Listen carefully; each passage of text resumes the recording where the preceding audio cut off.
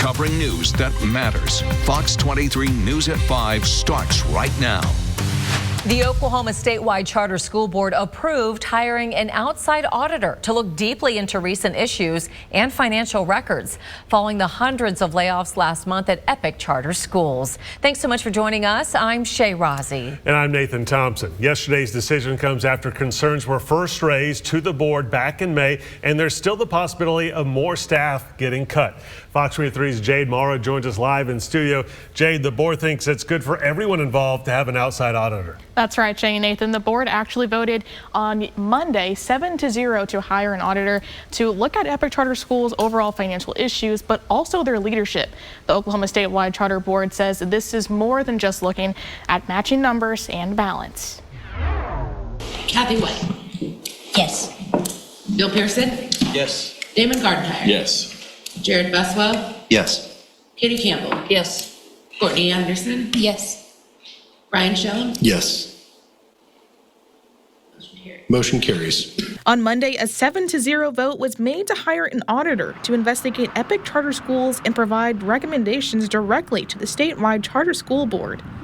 There was a concern regarding the potential negative fund balance at year end. We kind of agreed that that was due to overprojected revenues and underprojected expenses. Skylar Lesnia, primary financial officer for Oklahoma School Charter School Board, says this isn't just about money, but also about school leadership. It began with some concerns about maintaining a healthy fund balance and the possible need to reduce staffing again, which was the second time in the same school year. Lesnia says up to this point, no fraud has been identified internally, and the school did not use the recently approved line of credit for the fiscal year of 2025. But the line of credit will help get through the first couple of months.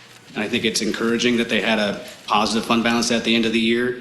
And I think that they are open to the idea of having an auditor come in, because if there is more that needs to be done, they would rather do it and maintain the stability of their school rather than miss it. Board members of OKSCSB say there are 3 questions they want answered by the auditor so they can improve how things are handled.